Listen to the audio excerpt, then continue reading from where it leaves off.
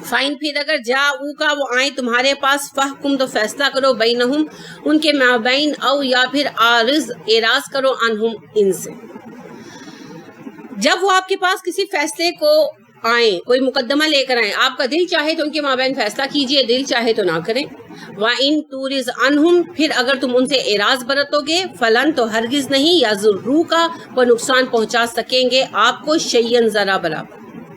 फिर अगर आप उनसे एराज बरत लेंगे तो हरगिज वो आपको नुकसान नहीं पहुंचा सकेंगे। या ज़ुर्रू क्या है? मुजारे, ठीक हो गया। तो युजुर्रू से या ज़ुर्रू क्यों हुआ? लन, शाबाश, इसने नसब दे दिया, शाबाश। अगर वो तुम्हारे पास कोई मुकदमा लेकर आए या नबी सल्लल्लाहु अलैहि वसल्लम, आप पसंद करें तो उनके माबैन फैसला कर दें, ना पसंद करें तो फैसला ना करें। और अगर तुम फैसला ना करने का इरादा कर लो, उनसे मुंह फेर लो, तो ये तुम्हें कोई नुकसान नहीं पहुंचा सकते। अभी यहूद बाकायदा रियाया नहीं थे ना, वो तो फिर खैबर के बाद हुए, अभी तो ये मुआहिद थे, तो इनको हक हासिल था कि चाहें तो अपने मुकदमात रसूल अकरम सल्लल्लाहु अलैहि वसल्लम के पास ले आए, चाहें तो अपने मुकदमात तौरात के मुताबिक फैसला कर ले उनका आपस में।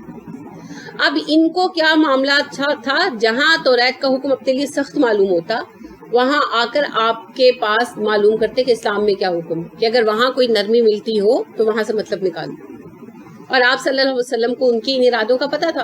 फिर जब होता ये कि फैसला इस्लाम का भी वही होता जो तौरात का है, रफली, फिर इनका मकसद हल ना होता, तो फिर आप सल्लल्लाहु अलैहि वसल्लम को गलत कहते, यानी आपको बदनाम करते, तो जाहिर है इससे आपको परेशानी आती थी, रंज आता था। तो अल्लाह ने कहा ऐसे सूरत में मुनासिब समझो तो फैसला करो, ना समझो तो इनकार कर दो, क्योंकि उनके मुकदमात का फैसला करना आपके फराइज मनसबी में शामिल नहीं। वो अगर आपके बाकायदा रियाया होंगे तो फराइज में शामिल होगा। वाइन, और अगर हकमता तुम फैसला करो, फहकुम तो फैसला करो, बैनहुम उनके माबैन बिलकिस्त, इंसाफ के साथ। और अगर आप ये इरादा करें कि उनके मुकदमे का फैसला करना है तो फिर जो इंसाफ का फैसला है वही करें। यानी ये नहीं कि माज़अल्लाह सल्लल्लाहु अलैहि वसल्लम की नाइंसाफी कर रहे थे, मतलब ये कि अल्लाह कह रहे हैं कि फिर सही फैसला करो, चाहे माने चाहे ना माने, कोई फर्क नहीं पड़ता। मुंह फेरने से मुराद यही है, जब फैसला इनकी ख्वाहिशात के खिलाफ आता तो आप सल्लल्लाहु अलैहि वसल्लम के खिलाफ बातें करते जाकर, तो अल्लाह ने कहा कोई नुकसान नहीं पहुंचा सके, खाली बातें कर सकते हैं, बातों से कुछ नहीं होता, करने दो, जो सही समझो वो करो। इन्नल्लाह युहिब्बुल मुक़सितीन, अल्लाह इंसाफ करने वालों से मोहब्बत करता है, ठीक है।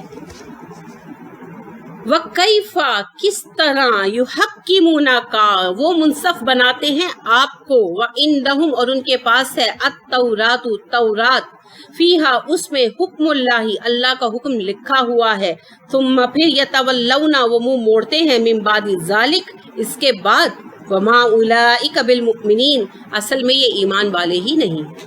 ये आपको हकम किस तरह बना सकते हैं, इनके पास तौरात तो मौजूद है जिसमें अल्लाह का हुक्म लिखा हुआ है, और ये उसके बाद भी अल्लाह के हुक्म से मुंह मोड़ते हैं। असल बात ये है ये मोमिन ही नहीं है। अल्लाह ने बहुत बड़ी बात वाज़े कर दी इस आयत। यहूद रसूल अकरम सल्लल्लाहु अलैहि वसल्लम को नबी नहीं मानते थे ना, नबी मानते तो ईमान ले आते। अब एक तरफ आपको नबी नहीं मानते और तौरात को सच्ची किताब मानते थे ना जुबानों से, अब तौरात का हुक्म छोड़कर आपके पास क्या लेने आते थे, है ना। अल्लाह यही कह रहे हैं कि ये आपको हकम क्यों बनाने आते हैं, क्या खेल खेल रहे हैं। तौरात इनके पास है जो मेरी किताब है, और ये उसको किताब भी मानते हैं। आप सल्लल्लाहु अलैहि वसल्लम को माज़अल्लाह ये नबी नहीं मानते, आपका इनकार करते हैं, फिर आपके पास क्या लेने आते हैं तौरात छोड़कर। ये असल में सिर्फ अपने नफ्स की पसंद की तलाश में जाते हैं, और जब आप सल्लल्लाहु अलैहि वसल्लम भी दीन ही पेश करते हैं तो फिर ये आपको भी बुरा भला कहते हैं और वापस पलट आते हैं तौरात की तरफ, और तौरात का फैसला भी नहीं मानते, ना तौरात का फैसला मानते हैं और ना आपका। तो बात क्या है, मोहम्मद का भी इनकार करते हैं सल्लल्लाहु अलैहि वसल्लम, और मूसा का भी इनकार करते हैं अलैहिस्सलाम। तो फिर ईमान किस पर है, किसी पर भी नहीं है, अपने नफ्स पर। ये नफ्स के बंदे हैं। कितनी बड़ी गवाही है ना, कितना बड़ा सबूत है कि अल्लाह फरमा रहे हैं अगर ये इस बात में सच्चे हैं, एक मिनट के लिए मान लें, यानी एक सेकंड के लिए इनकी जगह पर, कि इनको सचमुच अगर ये लगता है कि माज़अल्लाह सल्लल्लाहु अलैहि वसल्लम सच्चे नबी नहीं है, तो फिर ये तौरात छोड़कर आपके पास क्यों आते हैं। اور اگر یہ آپ کے پاس آتے ہیں تو کیا یہ توریت کو اس وقت جھوٹا مان رہے ہوتے؟ اور اگر آپ کو سچا نبی مان کر آتے ہیں تو پھر تصدیق کیوں نہیں کرتے؟ تو بات یہ ہے کہ نہ توریت پر ایمان ہے، نہ قرآن پر ایمان ہے، نہ نبی اکرم صلی اللہ علیہ وسلم پر ایمان ہے، اور نہ ہی موسیٰ علیہ السلام پر ایمان ہے۔ جھوٹ موٹ اپنے آپ کو موسیٰ کی امت کہتے ہیں، ہوتا ایمان تو پھر اس بات کو مانتے۔ ویسے تو یہ عمومی آیت ہے، مگر اس کا خصوصی بیک گراؤنڈ وہ زنا والا واقعہ ہے۔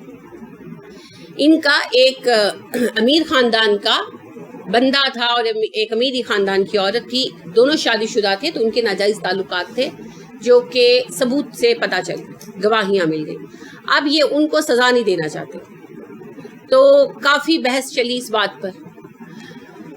اب انہوں نے کہا کہ جا کر محمد سے بات کرتے ہیں، دیکھو اس کے ہاں اس کا کیا فیصلہ ہے صلی اللہ علیہ وسلم۔ اب قرآن میں تو آپ کو پتا ہے کہ سنسار کا حکم نہیں آیا، لیکن رسول اکرم صلی اللہ علیہ وسلم نے یہی حکم جاری کیا۔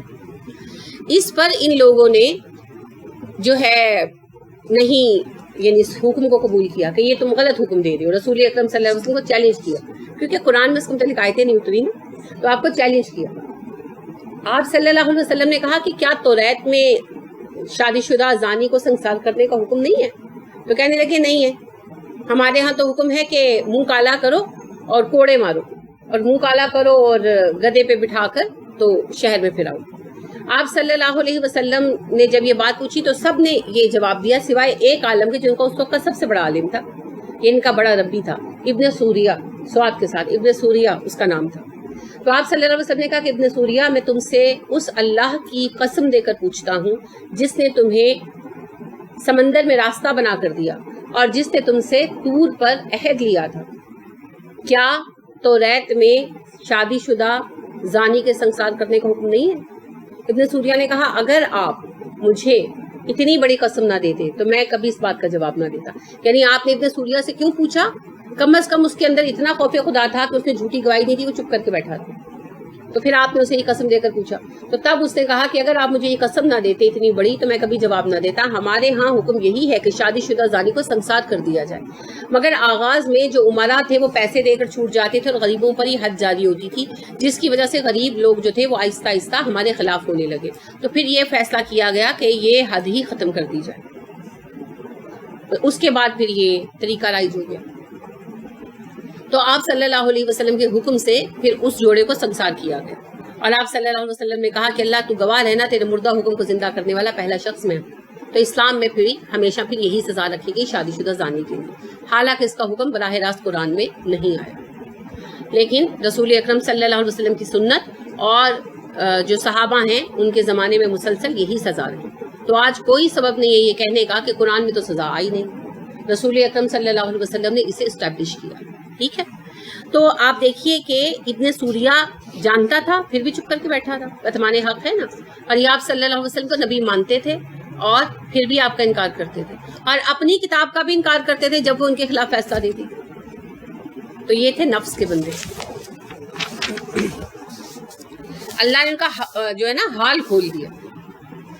انا بلا شک و شبہ انزلنا، ہم نے اتارا تورات کو، فیہا اس میں ہدن ہدایت ہے، و نورن اور نور ہے، بے شک ہم نے توریت کو اتارا جس میں ہدایت ہے اور نور ہے۔ یعنی اللہ کہتے ہیں اگر ہدایت چاہتے ہیں تو توریت کو فالو کیوں نہیں کرتے، اور اگر توریت کو فالو کرتے تو رسول اکرم صلی اللہ علیہ وسلم کا انکار ممکن ہی نہیں ہے، آج بھی ممکن نہیں۔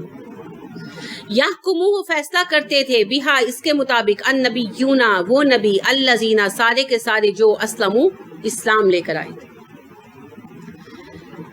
اسی کتاب کے مطابق ان کے انبیاء فیصلہ کیا کرتے تھے، وہ سارے انبیاء جو مسلمان تھے یا جو اسلام لائے تھے۔ دو باتیں، پہلی بات انبیاء کرام ان کے مابین توریت کے مطابق ہی فیصلہ کرتے تھے، تو جب آپ صلی اللہ علیہ وسلم نے توریت کے مطابق فیصلہ جاری کیا کہ شادی شدہ زانی کو سنسار کرو تو ان کو اعتراض کیوں ہو رہا ہے؟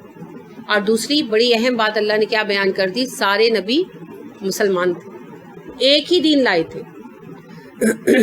للذین، ان لوگوں کے مابین، ہادو، جو یہودی بن گئے، یہ لوگ جو آج یہودی بنے بیٹھے ہیں، ان پر جو مسلسل نبی آئے موسیٰ علیہ السلام سے لے کر عیسیٰ علیہ السلام تک، اور مسلسل انبیاء کی تعداد 4000 خود بیان کرتے ہیں، تو وہ نبی ان کے مابین ہمیشہ توریت کے مطابق ہی فیصلے کرتے رہے۔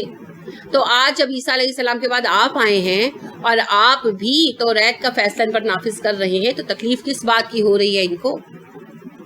اور سارے نبی ایک ہی دین لے کر آئے ہیں، آپ بھی وہی لے کر آئے ہیں، سب نبی مومن تھے، مسلمان تھے، ایک ہی دین لے کر آئے تھے، کوئی نیا دین نہیں تھا۔ والربانیون، ان کے ربی بھی، والاحبار، اور ان کے فقہا بھی۔ ربی اور فقہا میں فرق ہوتا ہے، ربی ہوتا ہے عابد اور احبار ہوتا ہے عالم، ٹھیک ہے؟ تو ربی سے مراد ہے نیک بندہ، زاہد عابد بندہ، چاہے بہت بڑا عالم نہ بھی ہو۔ اور جو احبار ہے یہ ہے وہ بندہ جو دین کی شریعت کا عالم ہو، یعنی فقیہ، جیسے ہمارے ابو حنیفہ ہیں یا امام مالک وغیرہ ہیں، ٹھیک ہے؟ تو یعنی نیک افراد جو دین کا فہم تھوڑا بہت رکھتے تھے، اور وہ علماء جو دین کا مکمل گہرا علم رکھتے تھے، وہ بھی اسی کے مطابق فیصلے کرتے تھے۔ انبیاء کے بعد جو ان کے فقہا اور نیک افراد تھے، علماء قسم کے لوگ تھے، وہ بھی توریت ہی کے مطابق فیصلے کرتے تھے۔ بما، اس لیے کہ استحفظو، نگران ٹھہرائے گئے تھے وہ سارے، من کتابی، اس کتاب کے، اللہ ہی، جو اللہ کی طرف سے آئی، من کتاب اللہ ہی، اللہ کی کتاب کی۔ بما استحفظو من کتاب اللہ، اس لیے کہ وہ نگران بنائے گئے تھے اس کتاب اللہ کے اس حصے کے، یعنی توریت کے نگران بنائے گئے تھے۔ کون؟ علماء، انبیاء نگران بنائے گئے تھے، تو انہوں نے نگرانی کا حق کیسے ادا کیا؟ ان کے مابین اس کو نافذ کرتے رہے۔ وَقَانُوا، تھے وہ علیہ، اس پر، شہداء، گواہ، وہ اس پر گواہ تھے، کس پر؟ توریت پر، کہ توریت اللہ کی کتاب ہے، اس کے گواہ تھے، اور توریت کی حفاظت ان کا ذمہ تھی۔ تو حفاظت کا ایک طریقہ تو ہوتا ہے اس کا علم سکھانا، اور دوسرا طریقہ ہوتا ہے اس کو امپلیمنٹ کرنا، اس کو زندہ رکھنا۔ تو یہ سارے کام ان لوگوں نے کیے۔ فلا، تو نہ، تخشوا الناس، تم لوگوں سے ڈرو، وخشونی، مجھ سے ڈرو، ولا تشترو، نہ بیچو، بی آیاتی، میری آیتوں کو، سامنن قلیلاً، تھوڑی قیمت پر۔ یہ آپ نے بقرہ میں بھی پڑھا، لوگوں سے مت ڈرو، مجھ سے ڈرو، میری آیتوں کو تھوڑی قیمت پر بیچنا چھوڑ دو۔ کیا مطلب ہے؟ کہ لوگوں کے ڈر سے دین کو نہ بدلو، دین کو صحیح طریقے پر استعمال کرو، میری آیات کی قیمت مت لو، دنیا کے بدلے میں مت بیچو، تمہیں کوئی نقصان نہیں پہنچے گا، تم فائدہ ہی اٹھاؤ گے۔ ومن، اور جو، لم، نہ، یحکم، فیصلہ کرے، بما، اس کے ساتھ، انزل اللہ، جو اللہ نے اتارا، فاولئک، یہی ہیں، ہم الکافرون، کافر۔ اور جو لوگ اللہ کے اتارے ہوئے قوانین کے مطابق فیصلہ نہ کریں، یہی کافر ہیں۔ آپ کو پتا ہے اللہ کا قانون لازم ہے، تو جب ہم اللہ کے قانون کو نافذ نہیں نہ کریں اسلامی ملک میں بھی، تو ہم کفر کی ایک منزل میں کھڑے ہیں۔ ہم نے اپنے ایمان کو اور کفر کو لازم و ملزوم کر لیا، ایک دوسرے کے ساتھ ملا جلا لیا، مخلوط کر لیا۔ اسے خالص کرنے کے لیے اللہ کا نظام لانا ہوگا، اللہ کا نظام لانے کا ایک ہی راستہ ہے، قرآن کا شعور عام کرنا۔ جب بچے کو یہ آیتیں سمجھ آئیں گی نا، تو پھر خود بخود وہ چاہیں گے کہ اللہ کا قانون نافذ ہے، ٹھیک ہے؟ وَكَتَبْنَا، اور لکھ دیا ہم نے، علیہم، ان پر، فیہا، اس میں، انا، بے شک، النفس، جان، بالنفس، جان کے بدلے، والعین، بالعین، آنکھ کے بدلے آنکھ، والانف، بالانف، اور ناک کے بدلے ناک، والاذن، بالاذن، اور کان کے بدلے کان، والسن، بالسن، اور دانت کے بدلے دانت، والجروح قصاص، اور زخموں کے لیے بھی قصاص کا بدلہ۔ ہم نے ان پر فرض کر دیا تھا، جان کے بدلے جان، آنکھ کے بدلے آنکھ، ناک کے بدلے ناک، کان کے بدلے کان، دانت کے بدلے دانت، اور زخموں کے لیے بھی قصاص۔ یعنی اللہ فرماتے ہیں قصاص کے جو قوانین تم پر لاگو تھے، وہی قوانین ان پر بھی لاگو کیے گئے، مگر انہوں نے ان کو بدل دیا۔ آج بھی یہ تلمود میں اور توریت میں موجود ہے۔ فمن، تو جو کئی، تصدقہ، صدقہ کر دے، بھی، اس کو، فہوا، تو وہ کفارتن، کفارہ ہوگا، لہو، اس کے لیے۔ جو بندہ اپنے قصاص کے حق کو صدقہ کر دے، یعنی معاف کر دے، تو یہ اس کے گناہوں کے لیے کفارہ ہو جائے گا۔ مسٹر اے نے مسٹر بی کا ہاتھ کاٹ دیا، غصے میں لڑائی ہوئی، ہاتھ کاٹ دیا، اب مسٹر بی کو حق حاصل ہے کہ مسٹر اے کا حق قصاص میں کٹوا دے، لیکن یہ بھی حق ہے کہ وہ بدلے میں دیت لے لے، اور یہ بھی حق ہے کہ وہ سرے سے معاف کر دے۔ تو اگر وہ قصاص کی بجائے دیت لے لیتے ہیں تو بھی ان کو کچھ اجر ملے گا، اور اگر وہ بالکل معاف کر دیتے ہیں تو بہت بڑا اجر ہے، ٹھیک ہے؟ گناہوں کا کفارہ ہو جائے گا. ومن جو کوئی لم نہ یحکم فیصلہ کرے بما اس کے ساتھ انزل اللہ جسے اللہ نے اتارا فاولئک هم الظالمون تو وہی لوگ ظالم ہیں. جو اللہ کے اتارے ہوئے قانون کے مطابق فیصلے نہ کریں وہ ظالم لوگ ہیں. آپ نوٹس فرما لیجئے پہلے کہا گیا هم الکافرون اور اب آ گیا هم الظالمون. یعنی اللہ نے جو قانون اتارا ہے اس کے مطابق فیصلہ کرنا لازم ہے، قصاص کے مطابق فیصلہ کرنا لازم ہے. اگر قصاص کے مطابق فیصلہ نہیں ہوگا تو یہ پھر ظلم ہے، ناانصافی ہے. وقفینا اور پھر ہم نے بھیجے علی آثارہم ان کے اثر پر، ان کے پیچھے، بھی عیسیٰ بن مریم، عیسیٰ بن مریم. باقی سارے انبیاء جو موسیٰ علیہ السلام سے آخری نبی تک، یعنی عیسیٰ علیہ السلام سے پہلے آخری نبی تک کون تھے؟ زکریا تک سب اکٹھے گنوا دیے اللہ نے. اب اللہ فرماتے ہم نے عیسیٰ بن مریم کو بھیجا ان سب کے بعد. مصدقن جو تصدیق کرنے والا تھا، لما اس کی جو بین یدی ان کے ہاتھ میں موجود تھی، من التوراتی تورات کی تصدیق کرتے تھے موسیٰ جو ان کے پاس پہلے سے موجود تھی. عیسیٰ، جزاک اللہ، عیسیٰ تورات کی تصدیق کرتے تھے، وہ تورات جو ان کے پاس موجود تھی. وَآتَيْنَاهُ اور ہم نے اس کو عطا کی الانجیل، انجیل. پھر ہم نے انہیں ایک اور کتاب دے دی، انجیل، کیونکہ تورات کا ایک بڑا حصہ ضائع ہو چکا تھا تو انجیل عطا کر دی. فیہ اس میں ہدن ہدایت تھی، ونور اور نور تھا. اگر یہ کتاب پر عمل کرنا چاہتے تھے، اگر یہ انبیاء کا فیصلہ ماننا چاہتے تھے اور تورات ضائع ہو گئی تھی ایک بڑا حصہ، تو ہم نے ان کو انجیل دے دی تھی. انجیل کیا تھا؟ ایک نیا ایڈیشن تورات کا. قرآن بھی تورات کے سارے احکامات کو اپنے اندر سموئے ہوئے. وہ مصدقن اور وہ تصدیق کرنے والی تھی، لما بین یدیہ من التوراتی ان سب احکامات کی جو تورات میں ان کے پاس موجود تھے. انجیل نے ان سارے احکامات کی تصدیق کی جو تورات میں موجود تھے، کوئی نئے احکامات لے کر نہیں آئی. وہ ہدن اور انجیل باعث ہدایت تھی، وہ موعظۃ اور نصیحت تھی، للمتقین متقی لوگوں کے لیے. انجیل میں وحی کی ساری صلاحیتیں تھیں، خصوصیات تھی. انجیل ہدایت تھی، نور تھی، روشنی تھی، اور اس میں نصیحت تھی، تقویٰ کو بڑھانے کے ذرائع تھے، اور وہ سارے قوانین کو زندہ کرنے والی کتاب تھی. مگر انہوں نے انجیل کو بھی قبول نہیں کیا. وَلْيَحْكُمْ اور چاہیے کہ فیصلہ کریں اہل الانجیل، اہل انجیل، بما انزل اللہ فی ان قوانین کے مطابق جو انجیل میں اتارے گئے. عیسائیوں کو چاہیے کہ وہ انجیل کے مطابق فیصلے کریں. ومن جو لم نہ یحکم فیصلے کرے بما انزل اللہ اللہ کے اتارے قانون کے مطابق، فاولئک هم الفاسقون یہی لوگ فاسق ہیں. هم الکافرون، هم الظالمون، هم الفاسقون. تینوں صفتیں اکٹھی ہو گئی نافرمانی کی. پہلے کہا گیا کفر ہے. اگر اللہ کی کتاب کو ماننے کے بعد بھی کوئی اس کے قوانین کو تسلیم نہیں کرتا، ان کا انکار کرتا ہے تو یہ کفر ہے. اللہ کے قانون کا انکار، اللہ کا انکار، کیونکہ حاکم وہی ہوتا ہے جس کا حکم مانا جائے. اگر آپ کہیں کہ آپ میرے حاکم ہیں اور پھر حکم نہ مانے تو اس کا مطلب ہے کہ آپ حاکم نہیں مانتے. ربر سٹیمپ تھوڑی اللہ معاذ اللہ. اللہ کریم تو مالک الملک ہے، لہٰذا اس کے قانون کو بلا جواز، یعنی جواز کا مطلب یہ نہیں ہے کہ جواز یہ ہے کہ جی قانون صحیح نہیں ہے، معاذ اللہ. جواز یہ ہے کہ جیسے ہم مجبور ہیں، ہم حکومتی سطح پر قانون ابھی تبدیل نہیں کر سکتے، تو یہ ہماری مجبوری ہے، مگر ہم اس کے لیے کوشش کریں. تو یہ ایک عارضی وقت کے لیے جواز ہے کہ اپنی زندگیوں میں ہم دین کو امپلیمنٹ کر رہے ہیں اور حکومتی سطح پر بدلنے کے لیے ہم تعلیمی کوششیں کر رہے ہیں، لوگوں کا شعور بیدار ہو اور وہ اسلامی قانون کی طرف آئیں. تو یہ عارضی جواز ہے ہمارے. تو بغیر کسی سبب کے، بغیر کسی صحیح جواز کے ہم لوگ اللہ رب کریم کے قانون کو اپنی زندگیوں میں لاگو نہیں کرتے تو یہ کفر ہے. پھر جب ہم اللہ کے قانون کی بجائے اپنا قانون لگاتے ہیں اور اس کے مطابق فیصلے کرتے ہیں تو آپ دیکھیے کہ ہم انصاف کا حق ادا نہیں کر سکتے. جیسے ہم نے قصاص کا قانون بدل دیا، زنا کا قانون بدل دیا. اب اس میں اگر آج کوئی زنا کے مقدمے میں پکڑا جائے اور مجرم ہو تو کیا سزا ہے؟ کوئی سزا نہیں ہے نا. جو عدالت دے دے، تھوڑا عرصہ قید کر دیا یا کچھ کوڑے لگوا دیے.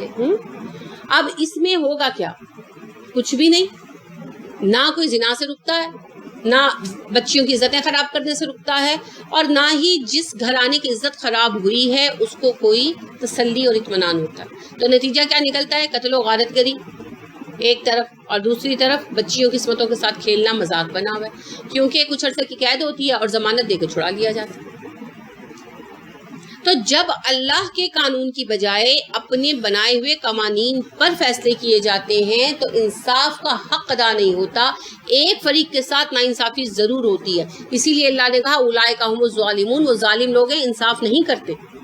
اللہ کے قوانین کو وہی ترک کریں گے جو انصاف کو ترک کرنا چاہیں، جو انصاف کو برقرار رکھنا چاہیں وہ اللہ کے قوانین کو ترک نہیں کرتے. اور تیسری جگہ اللہ نے کہا یہ لوگ فاسق ہیں. فسق کیا ہوتا ہے؟ نافرمانی. اللہ کے قانون کو جانتے بوجھتے ہوئے ترک کر دینا اللہ کی نافرمانی، تو اس وجہ سے پھر فاسق ہے. اب یہ تینوں چیزیں ضرور پائی جائیں گی، کفر، ظلم اور نافرمانی، فسق. لیکن جس طرح قانون میں درجہ ہے، یعنی قوانین مختلف اہمیت کے ہیں، اسی طرح سے کفر، ظلم اور فسق کا درجہ زیادہ یا کم ہے. یعنی جس درجے کا قانون رد کیا جا رہا ہے اس درجے کا کفر ہے، اس درجے کا ظلم ہے، اس درجے کا فسق ہے. اب یہاں پر پہلی دو آیتیں یہود کو مخاطب کر کے آئیں اور تیسری آیت عیسائی کو مخاطب کر کے آئیں. اس کی وجہ سے بعض ظاہر بین لوگوں نے کہا کہ یہ یہودیوں اور عیسائیوں سے متعلقہ احکامات ہیں. تو یہ غلط سوچ ہے. قرآن میں احکامات سب کے لیے ہیں. واقعات بیان جب کیے گئے تو کسی خاص گروہ کے حوالے سے کیے گئے. اور مائدہ کے آغاز میں نے عرض کیا تھا کہ یہودیوں اور عیسائیوں کو لے کر ہمیں سمجھایا جا رہا ہے کیونکہ پہلی دفعہ مسلمان پاور میں آ رہے ہیں، تو یہ ہم سب کے لیے ہے. لہٰذا حذیفہ بن یمان سے ایک صاحب نے کہا کہ ان آیتوں کا، ان تین آیتوں کا کیا مخاطب ہم بھی ہیں؟ حذیفہ نے کہا قرآن کا اول مخاطب تو ہم ہی ہیں. وہ کہنے لگے نہیں حذیفہ، مجھے تو یوں لگتا ہے کہ یہ آیتیں یہود اور عیسائیوں کے بارے میں، خصوصاً یہود کے بارے میں. حذیفہ نے کہا واہ، یہود کیا ہی اچھے بھائی ہیں کہ کڑوا سارا سمیٹ لیتے ہیں اور میٹھا ہمارے لیے چھوڑ دیتے ہیں. اللہ کی قسم اگر ہم قرآن کے احکامات پر عمل نہیں کریں گے تو کفر، ظلم اور فسق کے کسی نہ کسی درجے میں ضرور کھڑے ہوں گے. ٹھیک ہے، تو یہ اب ڈپینڈ کرتا ہے کہ ہم کس حد تک ملوث ہیں، اسی کے مطابق پھر ہمیں سزا کا جو ہے ہماری دار و مدار ہوگا. تو یہ احکامات ہمارے بارے میں بھی، یعنی اللہ نے کیا کہا؟ یہود توریت کے مطابق فیصلے کریں، عیسائی انجیل کے مطابق فیصلے کریں. تو پھر مسلمان کس کے مطابق فیصلے کریں؟ قرآن کے مطابق. یا کہ ہمیں کھلی چھٹی ہے کہ تم جا کے لارڈ مکالے کے قانون کے مطابق فیصلے کرو. ٹھیک ہے، تو یہ بالکل غلط سوچ ہے. تو ہمیں یاد رکھنا ہے کہ اللہ کی کتاب اس لیے اتری کہ اسے امپلیمنٹ کیا جائے. جب تک اس کی امپلیمنٹیشن نہیں ہو جاتی ہم میں سے ہر بندہ اپنے گھر کے اندر بیٹھا ہوا مجرم ہے. ہم اس جرم سے ایک ہی طرح سبکدوش ہو سکتے ہیں. اللہ جی جہاں تک ہمارے وسائل تھے ہم نے کوشش کی، اور وہ کوشش کیا ہے؟ اللہ کے دین کو عام کرنا. کیونکہ ایک عام تصور یہ ہے عام مسلمان کے ذہن میں کہ قرآن کے قوانین بہت سخت ہیں، لاگو ہو گئے تو ہم تو سانس بھی نہیں لے سکیں گے. ان کی یہ سوچ کیسے بدلے گی؟ جب وہ قرآن سے روشناس ہوں گے. تو ہم جب انہیں قرآن سے روشناس کرائیں گے تبھی قرآن سے ان کی اٹیچمنٹ ہوگی، اور جب اٹیچمنٹ ہوگی تب وہ کہیں گے اب قرآن کا قانون نافذ کرو. اس لیے قرآن کو عام کرنا، لوگوں کو پہنچانا، پڑھانا، سکھانا ہم سب کا فرض ہے، اور اسی کے ذریعے ہم عہدہ برا ہو سکتے ہیں اپنے اس فریضے سے کہ اللہ کا قانون نافذ ہو.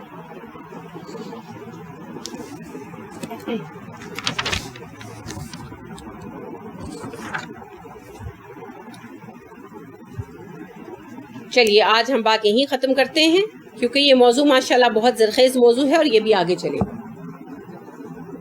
تو یاد رکھیے ہمارے فرائض میں دین کا نفاذ شامل ہے، دین کو قائم کرنا.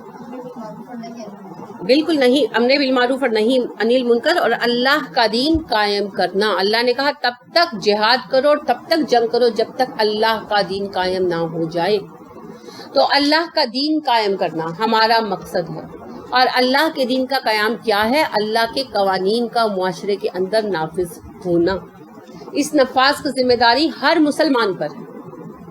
اگر ہم ایسی جماعتیں کھڑی کر دیں جو اس فریضے کو سر انجام دے تو پھر ہم اس سے عہدہ برا ہو جائیں گے، پھر فرض کفایہ ہو جائے گا۔ ابھی جب ایسی کوئی خاص جماعت نہیں ہے جو اس فریضے کو سر انجام دے پا رہی ہو تو پھر یہ فرض عین ہے، ہم میں سے ہر ایک کا فرض ہے۔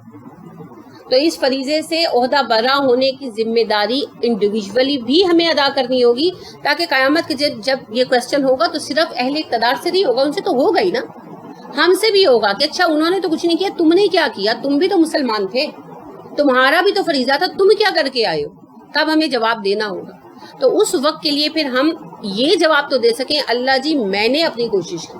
وہی جو میں آپ کو حکایت سناتی ہوتی ہوں نا، مولانا رومی اس کو بیان کرتے ہیں کہ جب ابراہیم علیہ السلام کو آگ میں ڈالا جا رہا تھا تو ایک ابابیل اڑی جا رہی تھی، تو ایک دوسری ابابیل آ کے ملی اسے رستے میں، تو کہنے لگی کہ تم کہاں بھاگی جا رہی ہوتی تیز تیز؟ وہ کہنے لگی کہ میں ابراہیم کی آگ بجھانے جا رہی ہوں۔ تو دوسری ابابیل نے کہا تم پاگل ہو گئی ہو، آگ اتنی بڑی ہے، اتنے بڑے علاقے میں سلگائی گئی ہے احاطے میں کہ تم تو پاس بھی نہیں جا سکو گی، اور تمہاری چونچ میں پانی کتنا آئے گا تم آگ بجھاؤ گی؟ تو وہ ابابیل کہنے لگی مجھے پتا ہے کہ میری چونچ میں آنے والے پانی سے آگ کی شدت میں کوئی کمی نہیں آئے گی، لیکن جب ابراہیم علیہ السلام کے مددگاروں کا نام لکھا جائے گا تو نام تو میرا بھی آئے گا۔ تو بات یہی ہے کہ ہمیں اللہ نے اس بات پر مامور نہیں کیا کہ جب تک تم تبدیلی نہیں لاؤ گے میں تمہیں معاف نہیں کروں گا۔ ہم سے ہماری قوت کے مطابق سوال ہو۔ اگر ہم اہل اقتدار ہوتے تو ہم سے حساب کتاب کی نوعیت اور ہوتی، ہم عوام ہیں تو ہماری نوعیت اور ہے۔ جتنے وسائل ہیں، جتنے ہمارے ذرائع ہیں، ان کے اندر ہم جتنا کام کر سکتے ہیں اتنا کریں، تاکہ قیامت کے دن جب یہ سوال ہو اور یہ ہونا ہے کہ تم نے کیا کیا، تو ہم یہ جواب دے سکیں کہ اللہ جی جو ہم کر سکتے تھے ہم نے کیا۔ اب اگر ہماری سنی نہیں گئی تو پھر ہم کچھ نہیں کر سکتے، ٹھیک ہے؟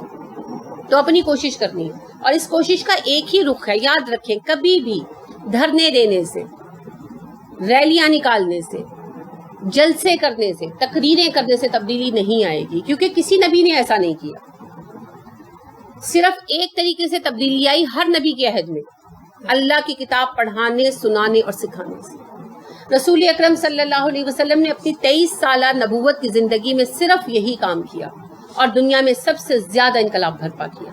تو ہم بھی اگر دنیا میں تبدیلی لا سکتے ہیں تو ایک ہی ذریعہ ہے، قرآن، کتاب انقلاب۔ قرآن پڑھیں، قرآن پڑھائیں، قرآن سیکھیں، قرآن سکھائیں، آپ بہترین لوگوں میں شامل ہو جائیں، کیونکہ اللہ کے نبی صلی اللہ علیہ وسلم نے ارشاد فرمایا تم میں بہترین لوگ وہ ہیں جو قرآن سیکھتے ہیں، قرآن سکھاتے ہیں۔ امام مالک آخر وقت تک قرآن کی تعلیم دیتے رہے، تو کہا کرتے تھے، آخر زمانے میں بوڑھے ہو گئے تھے تو کہا کرتے تھے میں آج تک مسجد میں بیٹھا ہوں صرف اس حدیث کے لیے کہ آپ نے فرمایا تمہیں بہترین لوگ وہ ہیں جو قرآن پڑھتے ہیں، قرآن پڑھاتے ہیں۔ عہدے بڑے بڑے قبول نہیں نہ کیے، انکار کرتے رہے، تو وہ اس کا بتایا کرتے تھے اپنے اسٹوڈنٹ کو ترغیب دلانے کے لیے کہ میں صرف اس لیے یہاں پر رکا بیٹھا ہوں کہ بہترین لوگ وہ ہیں جو قرآن پڑھتے ہیں، قرآن پڑھاتے ہیں۔ میں نے بھی اسی وجہ سے، اسی حکم، اسی بشارت کے بنا پر بہت کچھ چھوڑ کر اس کو منتخب کیا۔ تو آپ کو بھی میں یہی دعوت دوں گی کہ قرآن کو عام کریں، ہمارے فرائض بھی ادا ہوں گے اور انشاءاللہ بہترین لوگوں میں ہماری سلیکشن بھی ہوگی، چاہے ہم کونے میں کھڑے ہوں، لیکن گروپ تو بہترین افراد کا ہوگا۔ ظاہر ہے اعمال تو ان جیسے نہیں ہیں، لیکن لائن وہ ہے آپ دیکھیے کہ انجینئرز کو الگ بٹھایا گیا ہو اور ڈپلوما ہولڈرز کو الگ بٹھایا گیا ہو، تو ایک انجینئر جو بیچارہ تھکا ہوا ہے 3rd ڈویژن لے کر آیا ہے تو انجینئر بیٹھے گا تو انجینئرز کی رو میں نا، چاہے اس کو وہ آخر میں کرسی ملے، سمجھ رہے ہو نا؟ تو گروپ تو وہی ہوگا نا، ان لوگوں کا ہی گروپ ہوگا نا جو خیر الابرار ہوں گے، یعنی لوگوں میں، مخلوقات میں بہترین لوگ ہوں گے۔ تو پھر اس کے لیے ہمیں قرآن سے جڑنا پڑے گا، قرآن کے لیے وقت نکالنا پڑے گا اور لوگوں کو لانا پڑے گا قرآن کی طرف، جہاں ممکن ہو، جیسے ممکن ہو، جتنا ممکن ہو، پھر کم کوشش میں بھی اللہ خیر ڈال دے، ٹھیک ہے؟ سبحانک اللہم و بحمدک ونشہد ان لا الہ الا انت ونستغفرک ونتوب الیک۔ السلام علیکم ورحمۃ اللہ وبرکاتہ۔